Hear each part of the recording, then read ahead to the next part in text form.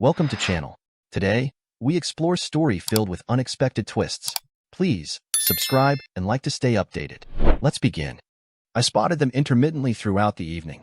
Two guys were hanging out at a booth, with one of them periodically approaching one of the other tables and the other staying there and nursing his drink. Typically, the tables the man approached were all female. They'd exchange a few words, then head either depart swiftly or whip out an envelope and show them some papers or images. I couldn't tell, but I believed they were selling something, and I was astonished that management hadn't intervened.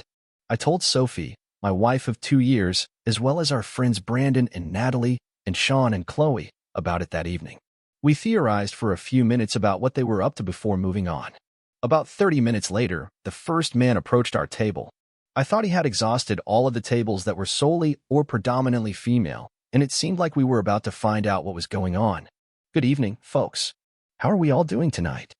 Our comments of great and fine came out jumbled, and he just glanced at each of us and smiled before resuming his spiel.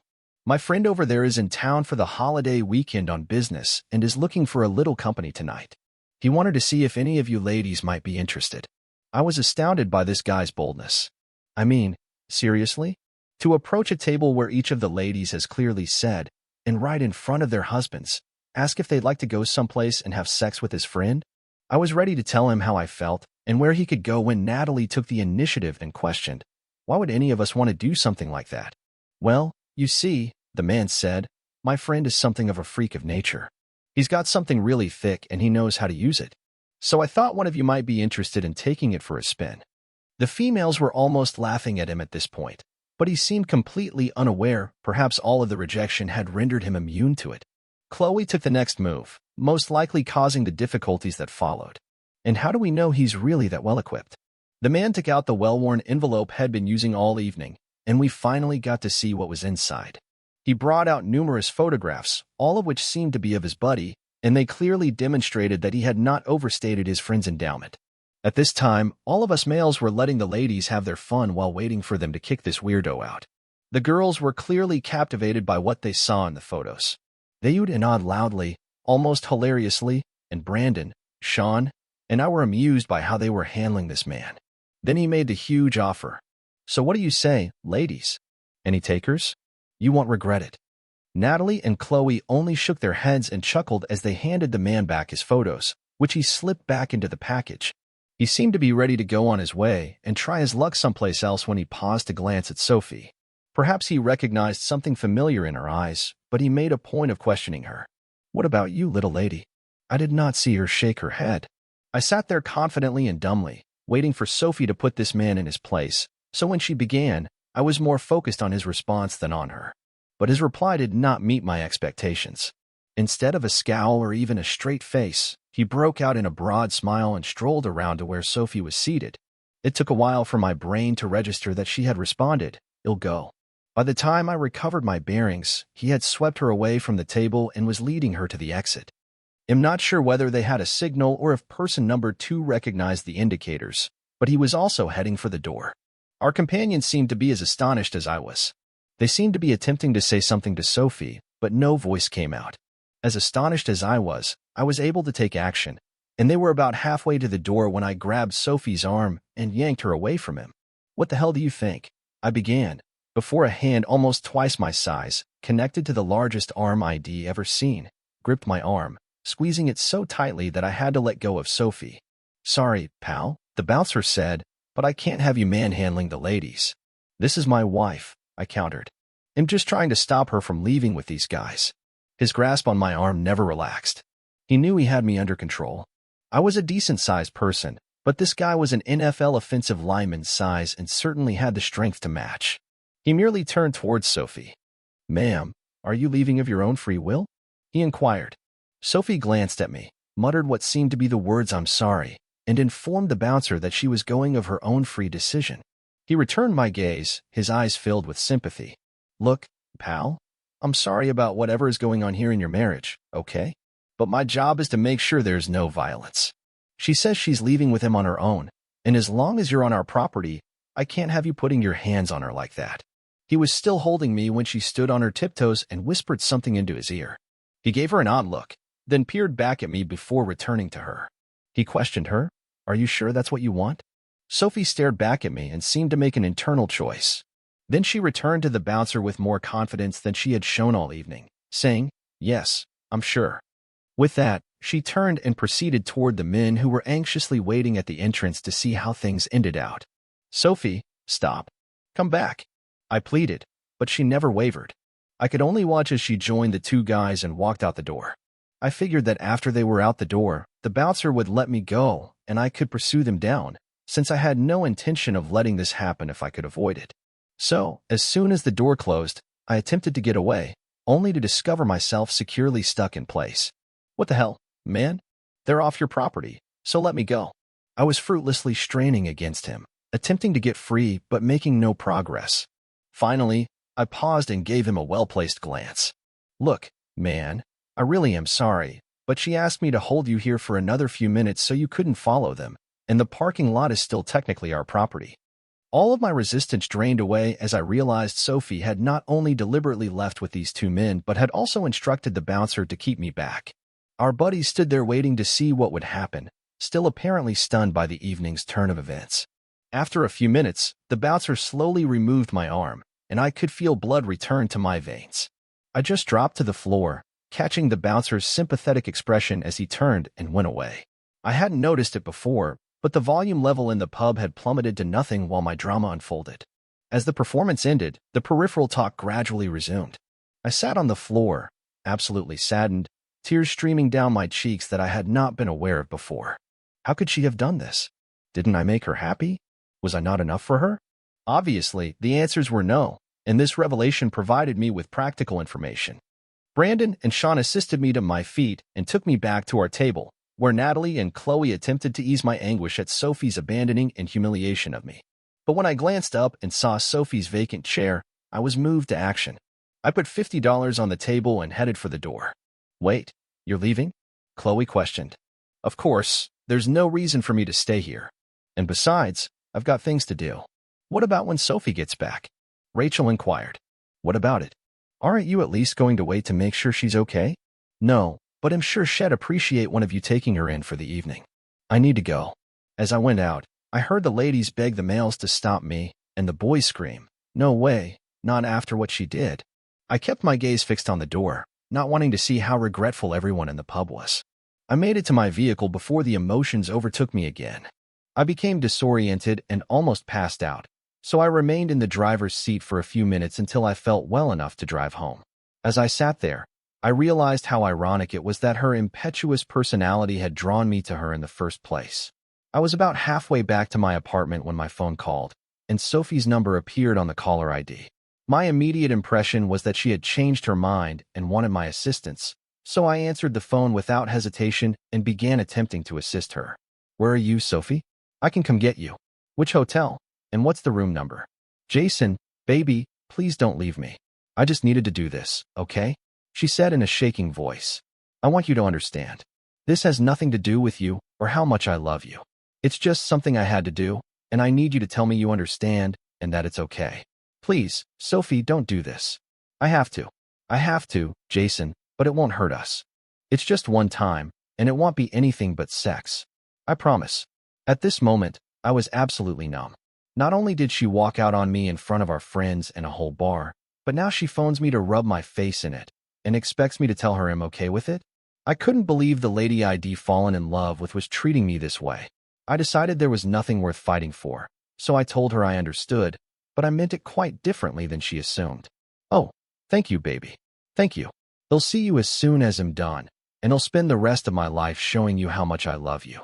With that, the call was disconnected, and all of my misery and despair disappeared. I had filtered out the love I had for her just a few hours before, and it had been replaced with a harsh desire to put this behind me. As soon as I arrived at my flat, I took out my bags. We each had our own set from before we were married, so I lay all three luggage out on the bed. We didn't have much things, and what I had was significantly less than what Sophie had. I expected everything to fit in these three cases, but if not, I was certain that whatever I needed to leave behind would not be missed. I took my time. I didn't intend to just vanish. In fact, I was hoping she'd feel as much sorrow as I went out the apartment door as I did when she walked out of the pub. She would have to be there for me to experience it. I had 2 bags filled and was halfway through the final one when I heard the front door open and then gently close. I suppose she noticed the lights were on and realized I was awake, so she yelled out to me. "Have a good time?" I inquired. I suppose I didn't use as much sarcasm as I expected since she responded as if she had just returned from a party or something. Oh God, did I ever? She stepped inside the bedroom doorway, and I looked back at her. Her hair and makeup were a disaster, and her clothing were a touch worn. She seemed pleased. What are you doing, baby?" she inquired, moving out and filing for divorce. She approached me and attempted to stop me from putting anything more in the suitcase, so I placed my hand around her wrist and withdrew it. It reminded me of the bouncer yanking my arm, and I became irritated all over again. "Don't touch me." "But Jason, you said you understood that this was just a one-time thing, that I needed to try, and then I'd be all yours." "No. What I understood was that you were going to enjoy this with those guys no matter what I said or how I felt, so there was no point in wasting my time talking about it anymore." "You did screw both of them, right? Not just Mr. Big Mate?" "Well, yeah. I mean, it wouldn't have been fair to leave Tyrone hanging after he did most of the work. Of course, wouldn't want the a-hole preying on married women to suffer." This time, my sarcasm was visible from space. "Maybe. Please, don't leave me. I just always wanted to try one that big, but I never had the chance before we met. Plus, I've never been with a big, endowed guy before. When Tyrone showed me the picture, I just couldn't stop myself from going for it. But now I've done it, and it's over, and I'm yours forever. I'll do anything to make it up to you. First of all, Sophie, you were already supposed to be only mine forever. That was part of that whole wedding thing a couple of years ago. So, you promising it to me again after breaking that promise once already means nothing. And just how exactly do you make up something like this? Do you have any idea how inadequate this all makes me feel? But I'll give you a chance. Just tell me the hotel and room number where they took you, and I promise I'll think about putting that I'm sorry, baby, but I won't tell you that." I resumed packing. "Take a printout of your sorry and roll it, and shove it up your, Honey, please, if I tell you where they are, you'll go do something dangerous, and I don't want you to get hurt. After all, there are 2 of them. And besides, they aren't worth getting into trouble over. That's not your decision to make, Sophie. I'm the one that gets to decide what I'm going to do and what it's worth. So I'll ask you one more time. Hotel and room number? I'm sorry, baby, but when we got married, I promised to protect you, and I will. Even from yourself. I won't let you get hurt unless you're the one doing the hurting." That seems to have had the desired effect. "Fine, Sophie, but just remember that this was your choice." I completed packing despite Sophie's persistent attempts to convince me to stop and remain with her. Though she no longer attempted to physically stop me, no matter how many times I told her I didn't want to remain with her, she continued trying to tell me it was just sex and something she had to do, but she just wanted me. When she eventually said it meant nothing, I had had enough. Well, it goddamn well meant something to me, Sophie. Our sex life was very precious to me. I didn't realize it meant so little to you, but it was one of the things that made you special, that I was the only one who got to experience your body. And you just gave it away. And not only that, you did it in the most humiliating way possible. We were out with our best friends, for God's sake. I know, baby, and I'm sorry, but I swear it'll never happen again. I just went a little crazy there for a while. But now I've done it, and it's out of my system. But what else is there? What do you mean, what else is there? That you haven't tried? That you might just have to one day? A threesome? A gangbang? Pulling a train? Taking on the offense from the local college? Goddamn, Sophie, I can't believe that you did what you did. That entire bar was just staring at me with pity and shame while you walked out of there without even looking back at me.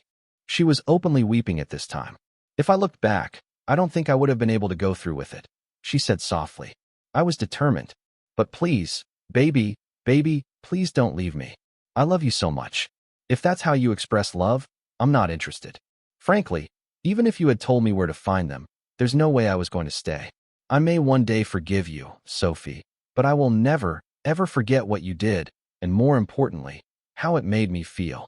It took 2 trips, but I eventually put my things into my vehicle and drove away.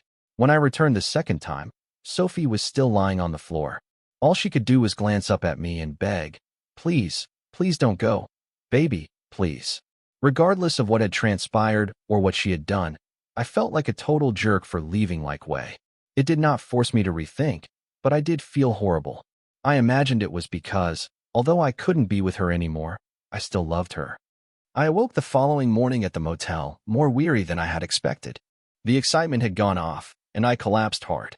It was almost lunchtime when I awoke. Fortunately, I had paid for 2 days in advance, but I knew my money account couldn't sustain a long-term hotel stay. I needed somewhere to stay, but the apartment Sophie and I shared had just 4 months remaining on its contract. There wasn't enough money to cover it in a new flat, so I had to decide whether to take the hit and leave the apartment or come up with another strategy. Sophie and I had very few assets. We each had a vehicle and associated payments, so it was very likely a wash. The bank account was little, and there was just the furniture we'd purchased, which I didn't much care for. I didn't detest it, I just didn't care. I didn't want to get any of the other couples involved, but Brandon and Sean had been my closest friends for years, predating any of our spouses. Brandon and Natalie had been married for 6 years, and Sean and Chloe for almost 4. Sophie and I had been the final people to join that specific club. I eventually turned on my phone and saw many messages from Sophie, as well as several from the men and their spouses. They were mostly warning me not to make hasty decisions, with one message from Brandon promising to assist in any way they could. So I phoned Natalie and asked her for marital refuge. "I'll make you a deal, Jason. You can stay in our guest room for a while, but I won't hide you from Sophie. She's been driving everyone crazy asking if we've heard from you. I'll let her know you're here and that you're okay, and I expect you to be at least civil to her.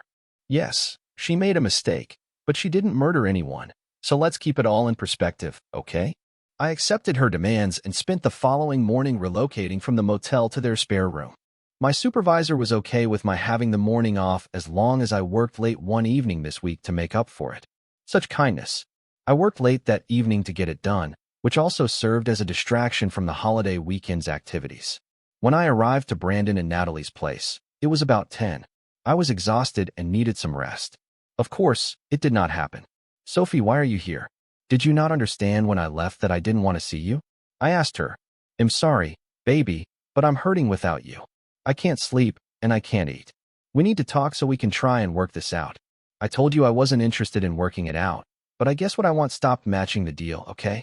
I deserve that. But please, baby, please don't end us just because I made a stupid choice. We love each other, and we can get past this somehow. I don't know how to make it up to you, but please give me a chance. I gave you the chance that evening, Sophie. I asked where those guys were, and you refused to give it up. My only chance was getting some of my pride back, and you denied me that chance. Right now, I need you to leave me alone so I can decide if I even have any feelings for you anymore. Don't say that, baby, please. I was stupid, okay? Really, really stupid. But should one bad choice ruin our lives together? Sophie, wars have started over decisions less stupid than the one you made, and frankly, I don't think you have one clue how bad you hurt me. I know, but please understand. I promised Natalie I'd be civil to you, but my ability to do that right now has ended. I need you to leave. Right now." Sophie dropped her head and slowly turned to go. I waited in the living room while Natalie arrived in the kitchen.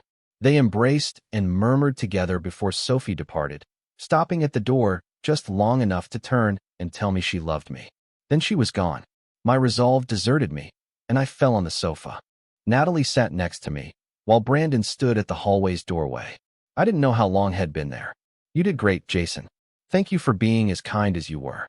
"I know it wasn't easy," Natalie told him. "I don't deserve this, Natalie. I'm a good guy, and I tried to make her happy. I shouldn't have to suffer like this." "No, you shouldn't. And even though it's her fault, she's suffering too. She never imagined you'd leave her for this.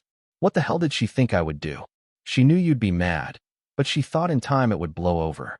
She thought you'd be pissed off, and she'd have to do everything right to show you how much she loved you, and probably spend the next however long making it up to you. She thought about this. She actually thought about how much she could get away with. No, Natalie, this all happened after it was done. What did she tell you?"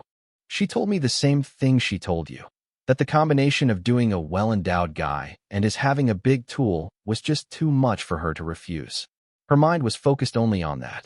She would never have been able to have that bouncer hold you back otherwise." Damn, that pissed me off. "Was the sex at least terrible? Do you want me to tell you the truth, or what you want to hear?" "I guess that answers the question. Never mind." "But Jason, as good as she says the sex was, she says she would never trade what you guys have for that. It was fine one time, But that's all. But she did trade me for that. But she didn't know that's what she was doing.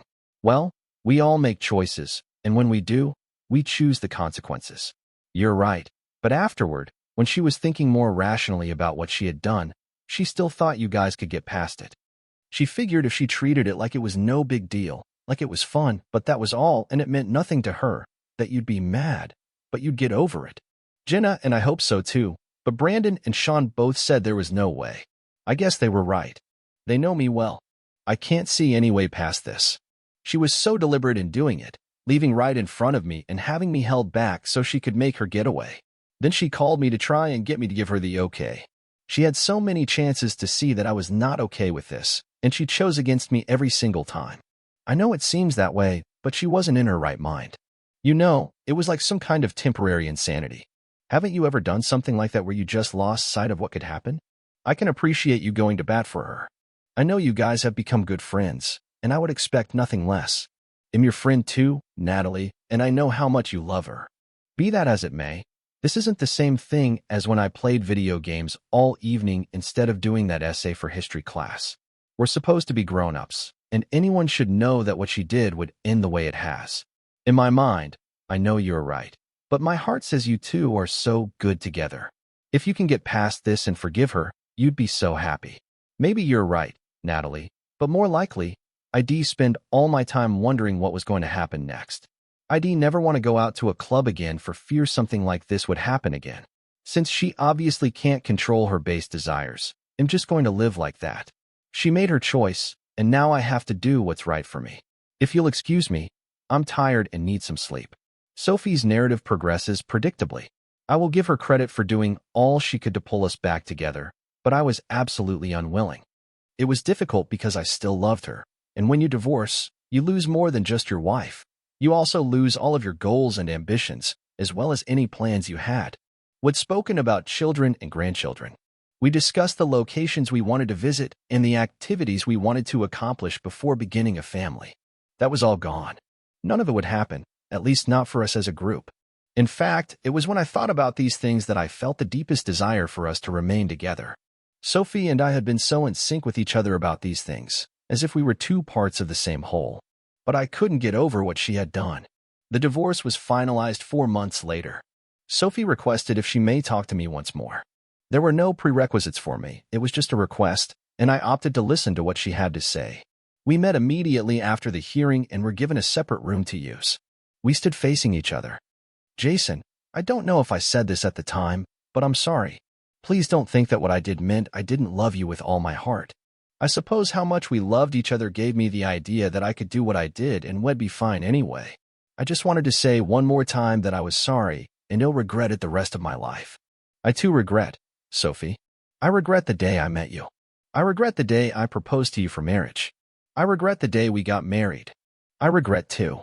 I regret that you were still so delusional that even now, after everything, you had no idea what would be the consequences of your actions. I will move on, okay? I still wish you nothing but contempt and despise. I hope you grow a brain and use it to make decisions rather than flowing with your desires to experiment. I stopped talking because I was choked up. I was regretting everything that had transpired rather than just my choice. I exited the room. We never talked or touched one another again, which felt amazing. It took another 4 months before I began going out again. I had no intention of seeing anybody right now, but I was weary of being at home. I've spent several evenings out with Brandon and Sean, as well as Natalie and Chloe. They usually brought along a buddy they felt I'd enjoy, and they weren't particularly covert about their objectives. While I wasn't quite ready for something serious, I did like having new girls to talk to and dance with. I let myself to have some no-strings-attached fun, which meant we all spoke and danced, and I didn't worry about doing or saying the wrong thing since I wasn't there to impress anybody. They were all kind, but there was no spark, and our connection stopped when the evening finished. I also developed the practice of going out by myself on occasion. I was finding solace in my seclusion. Not that I was alone. The club was generally quite full, but none of them were my responsibility, which I appreciated. One of the bartenders at the club, the same club where my life had altered so dramatically, was a lady called Marissa, whom I had attended high school with. She had worked there for some time, but she was not there that evening. That evening. We were just acquaintances previously, But on the evenings when I came in alone, we began to develop what seemed to be a friendship. She made it apparent that she wanted more in the future. I saw those men again around 11 months after Sophie left the pub with them. They were back in the club, and I assumed they had intentions to resume their little plot, but for the time being, they were simply sitting and drinking and looking about, most likely scoping for targets. I suspected Marissa saw me glancing in their way and inquired about my curiosity. "Why are you staring at Tyrone and Corey?" said the woman. I returned my attention to her, startled that she knew their names. "You know them?" "Sure. They come in here all the time." "Do you know them?" I inquired. "Not personally," she said. "How do you mean, all the time?" I was under the impression that they were from out of town and only came here occasionally on business. "I don't know where you got that, but they work at the Logistics Depot East Side District, the one just near the industrial zone. So, they live locally." "Yep, for years." "I don't know where exactly, but it certainly wouldn't qualify as out of town. They come in here to pick up on women, and they do pretty well, apparently." Corey there is sporting a cannon between his legs. I returned her gaze with a "why in the hell would I want to hear that expression," but she seems unconcerned. "I didn't realize this was a pickup spot," I said. "You don't get a lot of single women in here, do you?" "We do pretty good, actually. But they tend to be in groups. But it's not like those guys limit themselves to single women. I actually think they prefer getting the married ones." I was trying hard not to become so angry that I revealed why I was so curious. "Seems risky. I can't imagine the husbands are very happy about that." "I don't think the husbands ever find out. The guys aren't into bragging, and I doubt the wives are going home and telling them about it." "Okay, maybe some are.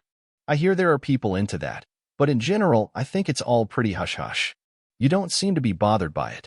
"I don't really see the harm. Wifey gets to have a little fun, and hubby's none the wiser. So it doesn't hurt him if she's out with friends, then she wasn't going to be home with him anyway, so he hasn't really lost anything. I imagine those hubbies get some pretty decent guilt sex, so if anything, they're coming out ahead." I was thinking about what she had just said, and I knew nothing was going to happen between us. If she was okay with doing it another way, she would most likely do it herself. That was too horrible. Marissa kept talking when I didn't react. To my knowledge, they only did it once to a woman while her husband was in the club. That turned into a big thing and nearly got violent, so they haven't done that again. I was not available that evening, so Victor's presence was much appreciated. I heard the wife specifically requested him to detain the husband so she could depart with the men. I slowly turned back to her, and I can only image what she saw on my face and in my eyes at the time. "Yes, she did," I responded. My tone and facial expression must have prompted her to connect the dots, because she did. Her hand sprang up to her lips in that motion that women usually do when they're astonished. "My God, Jason, that was you and Sophie, wasn't it?" I had no clue. "I'm really sorry." I got up from the bar and made my way outside, pulling out my cell phone as I did so. I made a quick phone call to get the ball rolling, then sat outside to wait. I hadn't realized the need I had for revenge until I found out that it was all a scam. Sure, Sophie accepted their offer and went with them willingly, and nothing would change that. But I think she did so under the impression that these were just a couple of guys out of town looking to get lucky, and I had zeroed in on their car in the parking lot. Not to reinforce a cliché, but when I saw the Dodge Charger with lowered suspension and audacious chrome rims, I was pretty certain that was theirs. Since they hadn't yet begun their hunt, I figured I had some time before they came out, unless they were in a hurry. I'm not sure what transpired inside the club, but it took over an hour for them to exit, a conquest slowly driven in my way. When they arrived, I was leaning on the driver's side door. "Hey, man," shouted Tyrone, who seemed to be the spokesman for this dynamic combination. "You want to get your hands off my ride?" I ignored him and concentrated on the somewhat tipsy friend they had made inside. As much as she deserved whatever came her way, I didn't want to see a woman harmed, and I was certain her husband didn't either. "Oh sure, I can see the ring on her finger from here," I remarked. "Sweetheart, I believe you should find another place to be. Perhaps you are at home with your hubby. You know, the one you swore to leave all others for." I'm not sure what she did after that, but after a quick assessment of the situation, she decided to take my advice, and the last I saw of her was her backside as she returned to the club, away from Tyrone and Corey's suggestions. After she left, the guys seemed irritated, and they turned to me with murder in their hearts, if not intent. "What the hell, man? Why did you run our meat like that?" "That was not your wife," Tyrone snapped. I held my ground and felt more in control of the situation. She was her husband's, and all I did was remind her of that. I said, "Do I know you, man? You look familiar. We have met before, although it has been a while. So, maybe 11 months? Tyrone was definitely not dumb. I could see him scouring his memory, and it didn't take long for him to get the answer. "I know who you are," Tyrone said, his eyes widening.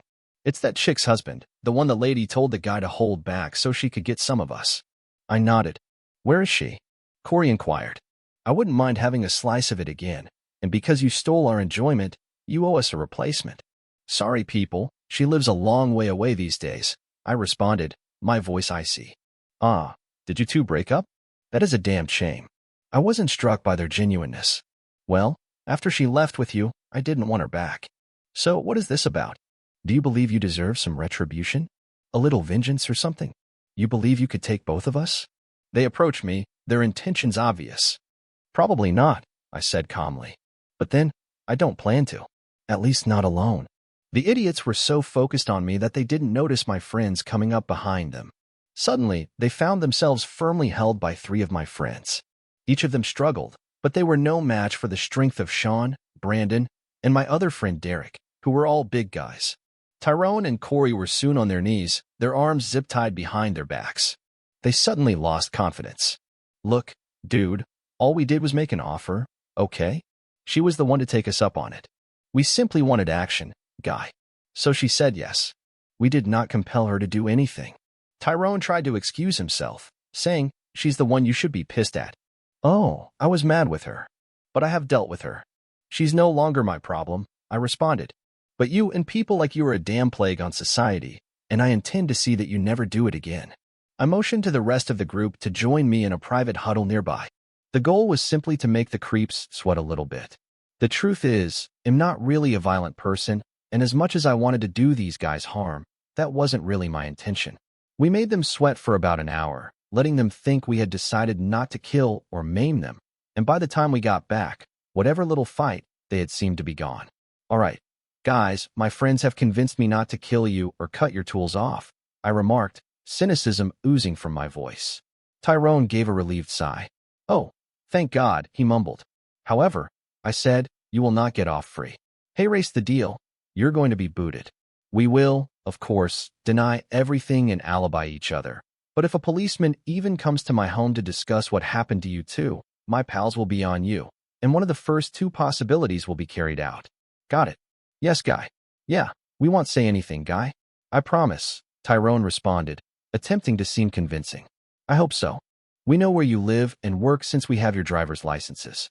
If any of my friends, and I have a lot of friends, see you doing this to married ladies again, that's it. Pick up as many singles as you want, but go after a married lady, and I guarantee you'll be sorry. Any questions? Is there anything we can do to avoid getting beaten?" "Anything at all?" Corey inquired, his voice shaking. At that point, the small wicked part of my brain kicked in, and I decided to give them a chance. Not a good chance, but a chance nevertheless. "Okay, Tyrone. I have just the thing," I answered with a sneaky smile. Tyrone grinned, hoping he had somehow gotten out of it. "Go ahead. Do what you have to do." We had a total of 10 guys with us, and we took out some of our aggression on them. We carefully avoided anything that could be fatal, but there were definitely some broken bones. We avoided breaking any ribs, though, because they can puncture the lungs. They would remember this for a long time. We drove them back to town and dumped them on the curb near a hospital, carefully avoiding going into the parking lot and the field for the security cameras.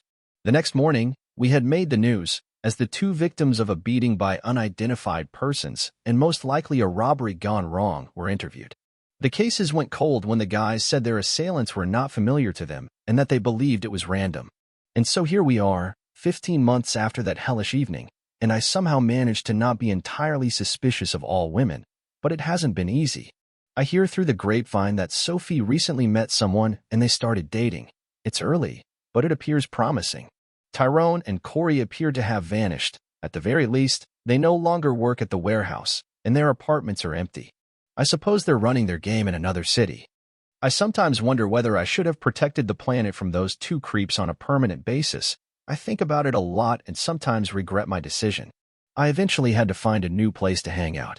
Marissa finally started getting a little more forward, and my gentle refusals didn't have the necessary effect. So I finally had to tell her that nothing would happen for us. She tried to assure me that she wouldn't do that personally, but I simply didn't believe her.